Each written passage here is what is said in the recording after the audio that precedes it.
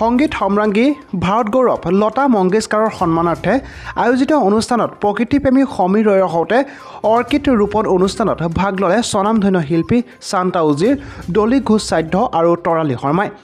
আজি যোৰহাটৰ চোলাধৰাস্থিত ৰয়েল প্লাম্পত সংগীত সম্ৰাজ্ঞী ভাৰত গৌৰৱ লতা মংগেশকাৰৰ সন্মানাৰ্থে অৰ্কিড ৰোপণ অনুষ্ঠানত ভাগ ল'লে স্বনামধন্য শিল্পী শান্তা উজিৰ, ডলি ঘোষ সাধ্য আৰু তৰালী শৰ্মাই।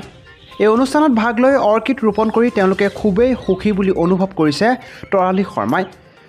2020 চনৰ পৰা আৰম্ভ কৰা সমীৰ ৰয়ৰ অৰ্কিড ৰোপণৰ জয়যাত্ৰা অব্যাহত ৰাখিবলৈ তেওঁলোকে সকলোৱে আশীৰ্বাদ প্ৰদান কৰে। আমাৰ শ্ৰদ্ধাৰ আৰু আমাৰ আদৰ্শ ব্যক্তিত্ব অসমৰ গৌৰৱ শান্তা উজি বাইদেউ আছে, শিলকণ্ঠী গায়িকা, আৰু আমাৰ শিল্পীসকল আৰু মহিলাসকলৰ আদৰ্শ শিল্পী আমাৰ তৰালী শৰ্মা বাইদেউ আছে।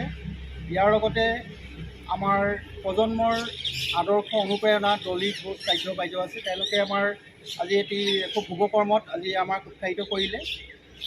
আমাৰ সংগীত সম্ৰাজ্ঞী আমাৰ ভাৰত গৌৰৱ লতা মংগেশকাৰ আজি সন্মানাৰ্থে এজোপা অৰ্কিড ৰোপণেৰে আজি ৰয়েল ফাৰ্ম যোৰহাটত শুভাৰম্ভণি কৰিলে। বহুত বহুত ধন্যবাদ।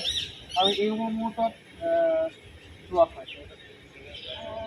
আচলতে আমি ইয়াতে এটা অনুষ্ঠানত আহিছিলোঁ, মুদ্ৰাৰ অনুষ্ঠানত, আৰু যেতিয়া এই কথাটো ক'লে লতা মংগেশকাৰৰ নামত ৰোপণ অৰ্কিড, তো ক'ৰবাত মন ভৰি গৈছে। গতিকে আমি তিনিওগৰাকীক শুভেচ্ছা জ্ঞাপন কৰিছোঁ আৰু এই মহান শিল্পীগৰাকীক সেৱা জনাইছোঁ।